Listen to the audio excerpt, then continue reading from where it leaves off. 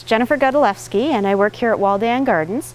And I started off as an assistant grower, and I took on the role more of a grower as the years went by. So I find the sachets work very good for a crop that is plant tight, where the plants are actually touching so that the mites have a chance to disperse through the crop. I also like the sachets more as a preventive method.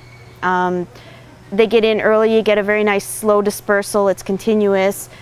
Whereas with the broadcast, you get to concentrate your mites where the infestation is very bad. They do a very good cleanup effort. I find with the broadcast, there's a couple different techniques. You can either use the bottle as a shaker as you go by. You can also concentrate a heavier amount on individual plants if your plants are not pot tight, so not as much as falling on the bench. And you can also use just like a throw bottle or the blowers that some places use to broadcast the mites over a broader area. And these can be positioned on the plants. They just simply attach it to the stem like that. And what we have in here, depending on what kind of product we're working with, if it's a product to target the thrips, they will eventually merge from the packet and they will migrate through the foliage of the plants and attacking the thrips. My name is Roos Buitenhuis and I'm the research scientist in biological control at the Vineland Research and Innovation Center. I've been working with biological control for about 9 years, mainly in greenhouse ornamentals, but right now at the Vineland Research and Innovation Center we're kind of branching out into horticulture in general. We work on microbials such as entomopathogenic fungi, entomopathogenic nematodes, and how to integrate all these different natural enemies with each other. Mites don't like to walk over bare ground or over plastic, so sachets work the best if the mites can disperse over the plants, from plant to plant. Also, they have to be really careful where they put them.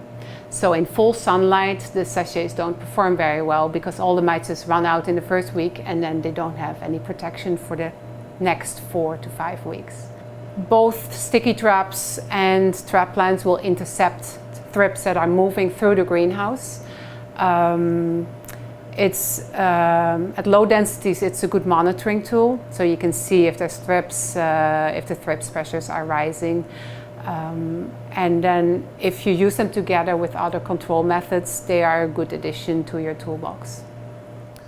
Mouse trapping, it was probably used a fair amount more in the 80s and 90s. I think some things have kind of taken over for it.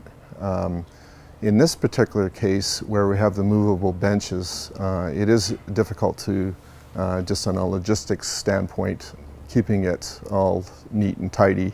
Thrips are quite attracted to it when they're flying in from outside and in the air.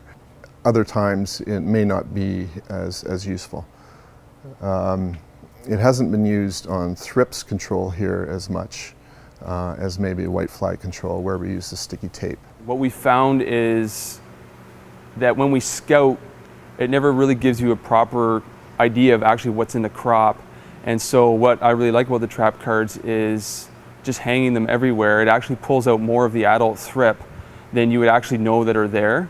So what we do now is we pretty much have trap cards throughout the whole greenhouse, and even where we scout, if there is or there isn't, we still hang them, and we still spray preventively every week. It was actually about 3 weeks ago, we had 2 benches that were just full of thrip, and literally I hung them up, and as I was hanging the last few cards, I could see the thrip actually coming out of the plant and flying and jumping onto the trap cards.